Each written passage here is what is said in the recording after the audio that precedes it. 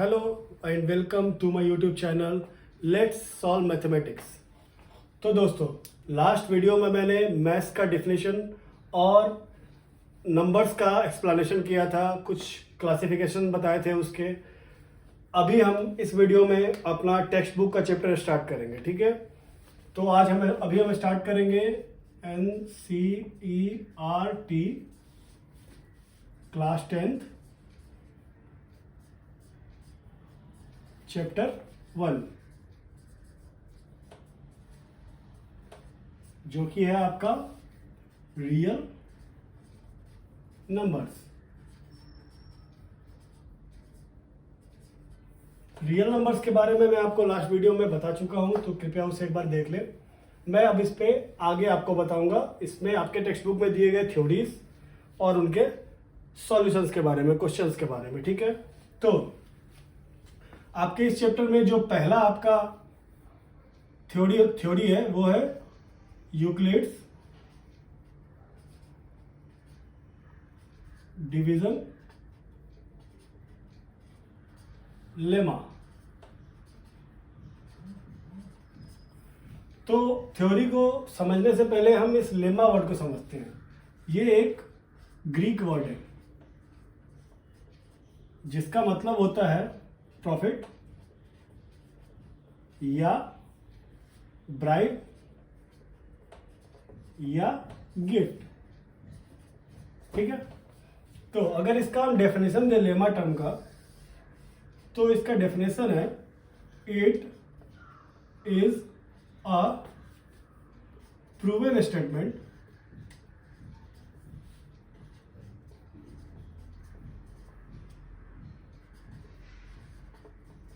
used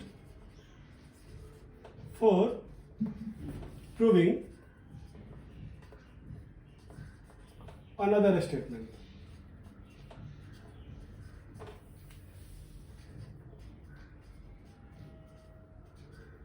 मतलब कि lemma एक ऑलरेडी प्रूवन स्टेटमेंट है। तो ऐसा स्टेटमेंट जिसको हमने पहले किसी वजह से प्रूव किया और उसका अब उस प्रूवन स्टेटमेंट का यूज हम किसी और स्टेटमेंट को प्रूव करने के लिए कर रहे हैं, तो ऐसे टर्म को हम लेमा वर्ड से प्रोनाउंस करेंगे, ठीक है।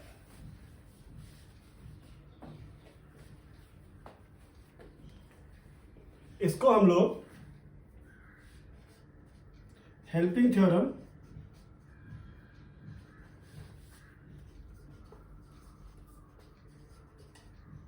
या ऑक्सिलरी थ्योरम भी बोलते हैं,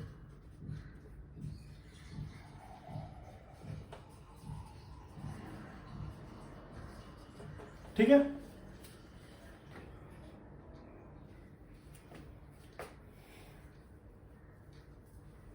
तो ये थ्योरम आपका क्या बोलता है? ये थ्योरम कहता है कि for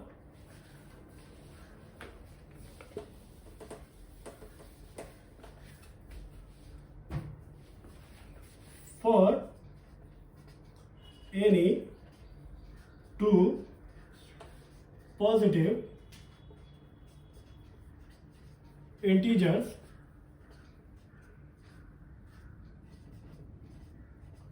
let us assume a and b, there exists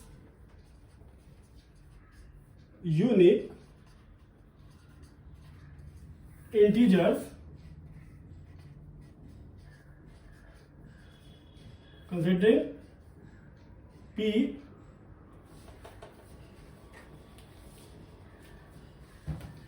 integers q and are satisfying a relation, और वो रिलेशन क्या है? A equals to B Q plus R, जहाँ कंडीशन क्या है कि जो आपका आर होगा वो 0 से या तो बड़ा होगा या 0 के बराबर होगा, लेकिन वो बी से हमेशा छोटा रहेगा। तो आपका यूक्लिड डिवीजन लेमा यही बोलता है, ये आपका इक्वेशन है और ये इसका कंडीशन। ठीक है,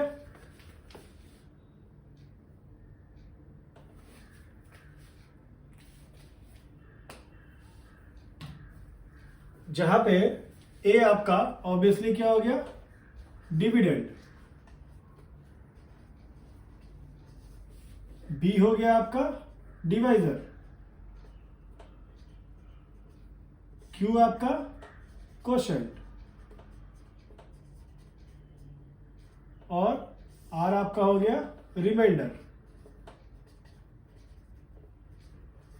ठीक है, तो इसमें सबसे इंपॉर्टेंट चीज जो याद रखना है कि जो आपका आर है उसकी वैल्यू बी से बड़ी नहीं होनी चाहिए।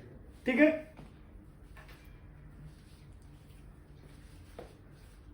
तो हम एक छोटे से एग्जाम्पल से इसको समझते हैं।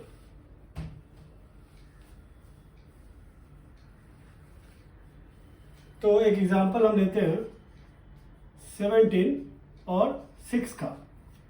तो यहां पे इसको अगर हम इस फॉर्मेट में लिखें तो कैसे लिखेंगे, 17 equals to 6q plus are. ठीक है, नेक्स्ट स्टेज क्या आएगा, देखिए जिस भी इक्वेशन में आपको एक इक्वल्स टू पहले से रहे इक्वेशन में, तो नेक्स्ट स्टेज में मूव करने के लिए हम इस तरह का साइन यूज करते हैं या फिर और लिखते हैं। तो मैं ये साइन प्रेफर करता हूं। ठीक है, तो इसको हम कैसे लिख सकते हैं, 17 इक्वल्स टू 6 इंटू 2 प्लस 5।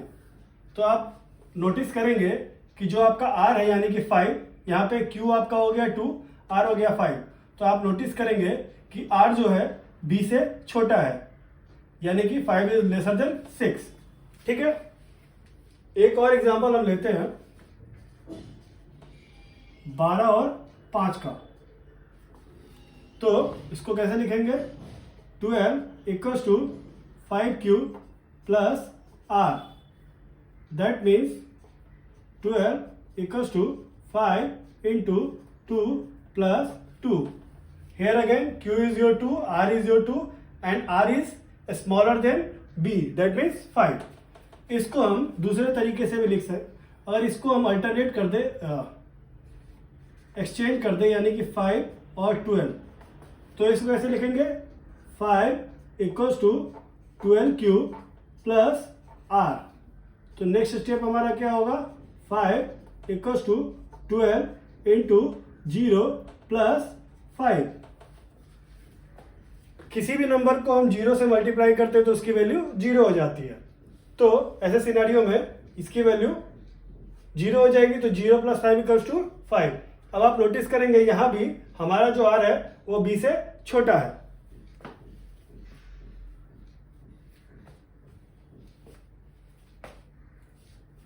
ठीक है,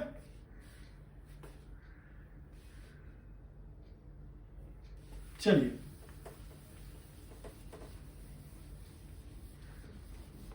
अब आपके टेक्स्ट बुक में इसके बाद जो नेक्स्ट थ्योरम है वो है यूक्लिड्स डिवीजन एल्गोरिथम।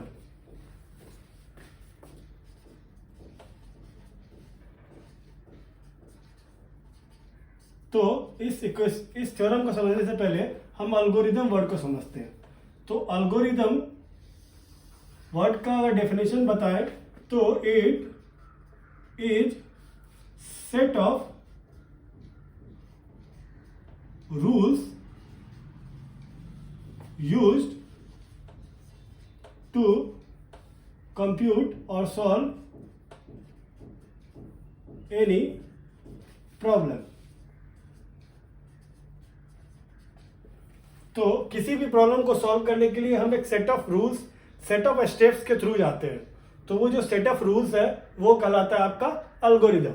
ठीक है, तो एल्गोरिथम सेट ऑफ रूल्स है और जो आपका लेमा है वो ऑलरेडी प्रूवन स्टेटमेंट है जिसका यूज हम किसी और स्टेटमेंट को प्रूव करने के लिए कर रहे हैं। ये मेजर डिफरेंस है एल्गोरिथम वर्ड में और लेमा वर्ड में।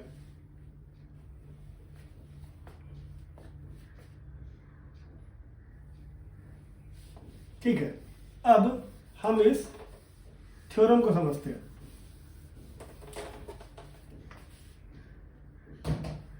तो ये जो यूक्लिड्स डिवीजन एल्गोरिथम है, it is a technique to compute HCF of two positive integers। ये एक टेक्निक है जिसका हम इस्तेमाल करते हैं HCF कंप्यूट करने के लिए, कैलकुलेट करने के लिए, पता करने के लिए। ठीक है,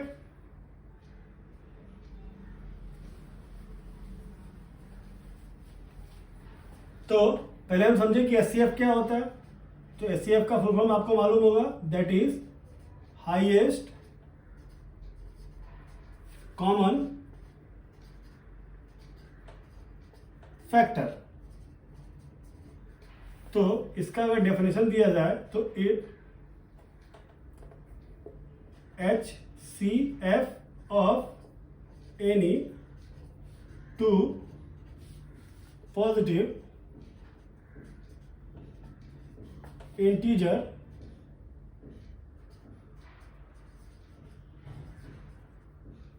is that largest positive integer which divides both of them. मतलब किसी दो पॉजिटिव इंटीजर का हमको HCF निकालना है, तो HCF की जो वैल्यू होगी वो लार्जेस्ट पॉजिटिव इंटीजर होगी जिससे वो दोनों नंबर डिविजिबल हो। ठीक है, कोई एक होगा तो नहीं चलेगा, दोनों डिविजिबल होना चाहिए। ठीक है, तो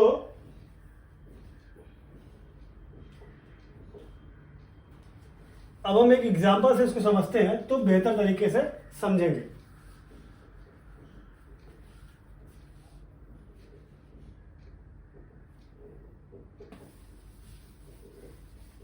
आपको जरूरत लगे तो आप स्क्रीनशॉट ले सकते हैं, क्योंकि थोड़ा स्पेस का इश्यू है और बेटर अंडरस्टैंडिंग। ठीक है, तो हम एक एग्जांपल लेते हैं। HCF निकालना है हमें 4, 55 और 42 का, using Euclid's division lemma method. ठीक है, तो ये मेथड क्या कहता है, A equals to BQ plus R, जहां R आपका 0 या 0 के बराबर होना चाहिए लेकिन B से छोटा होना चाहिए। नोटिस कीजिएगा कि R आपका मैंने बताया 0 हो सकता है, वैसे ही Q भी 0 हो सकता है। वो मैंने आपको लास्ट एक एग्जांपल में दिखाया भी है। ठीक है, तो इसको इस फॉर्मेट में डालते हैं तो ये हमारा A क्या हो जाएगा, 4, 5, 5 इक्वल्स टू B है हमारा 42 Q प्लस R। ठीक है, तो यहां पे हमारा 455 क्या है, A1। चूंकि हम नेक्स्ट स्टेप में भी मूव करेंगे इसलिए मैं इसे अलग अलग नाम दे रहा हूं 1, 2, 3 करके, ताकि आपको ये समझने में, याद करने में आसानी रहे कि ये किस स्टेज का डिनोशन था, किस स्टेज में इसको डिनोट किया था। ठीक है, तो ये हो गया हमारा B1, ये Q यहाँ पे क्या हो जाएगा Q1, और ये R को आप कह दो यहाँ पे R1। ठीक है, तो इसको कैसे लिख सकते हैं हम, 455 इक्वल्स टू 42 इंटू 10 प्लस 35। तो आपका Q1 हो गया 10, R1 हो गया 35। अब इसमें एक चीज आप ध्यान देंगे कि जब भी आप यूक्लिड्स डिवीजन लेमा के मेथड के थ्रू स्टेप वाइज HCF निकालने जाएंगे तो सबसे इंपॉर्टेंट चीज जो ध्यान देने लायक और याद करने लायक है कि हर नेक्स्ट स्टेज में आपका जो B रहेगा वो A में कन्वर्ट हो जाएगा और जो आपका R रहेगा वो B में कन्वर्ट हो जाएगा। दैट मीन्स अभी इस स्टेज में आपका B क्या है, B1 यानी कि 42, तो ये आपका बन जाएगा A2, यानी कि 42 इक्वल्स टू, और आर आपका क्या बनना है B, तो क्या बन जाएगा 35Q प्लस R। ये आपका हो गया A2, ये आपका हो गया B2, ये आपका हो गया Q1 Q2 और ये आपका हो गया R2। ठीक है, तो आपका यहां पे क्या हुआ, B1 कन्वर्ट हो गया A2 में और R1 कन्वर्ट हो गया B2 में। ठीक है, तो इसको हम कैसे लिख सकते हैं, 42 इक्वल्स टू 35 इंटू 1 प्लस 7। ठीक है, अभी फिर मैं नेक्स्ट स्टेप में आऊंगा और आपका जो है B2 बन जाएगा A3, यानी कि 35 equals to 7Q plus R, यानी कि ये आपका हो गया A3, ये आपका हो गया B3, ये आपका हो गया Q3 और ये आपका हो गया R3। तो इसको हम कैसे लिखेंगे, 35 इक्वल्स टू 7 इंटू 5 प्लस 0। तो अब यहां पे ध्यान दीजिएगा और इस चीज को याद रखिएगा कि इस मेथड का यूज करते करते जब हम उस स्टेज पे पहुंच जाए जहां पे आपका रिमाइंडर 0 हो जाए, तो वहां पे आपका ये कैलकुलेशन खत्म हो जाएगा। और जिस स्टेज पे आपका रिमाइंडर 0 हो गया, उस जगह का जो B होगा, यानी कि यहाँ का B3, ये आपका हो जाएगा HCF, यानी कि इस फॉर्मूले में, इस कैलकुलेशन में HCF आपका हो जाएगा 7। Got it? तो यहां पे आपका क्या हो गया, B2 बन गया आपका R3 A3, B2 बन गया आपका A3 और R2 बन गया आपका B3।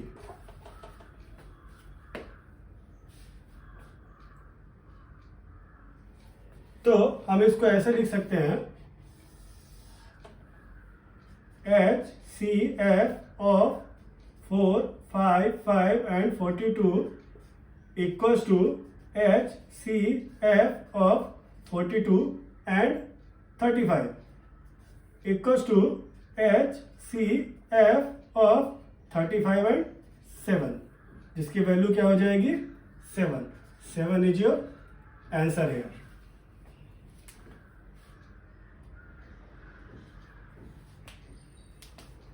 तो धन्यवाद दोस्तों, वीडियो पसंद आए तो लाइक कीजिए, शेयर कीजिए, चैनल को सब्सक्राइब कीजिए। आपका सपोर्ट, आपका प्यार जितना मिलेगा वो मेरे लिए मोटिवेशन की तरह काम करेगा। मैं और ज़्यादा बेहतरीन वीडियोस आप तक पहुंचा पाऊंगा। जो स्टूडेंट्स हैं उनके लिए तो फायदेमंद है ही, जो स्टूडेंट्स नहीं है उनका भी एक तरह का रिवीजन करवा देगा। धन्यवाद।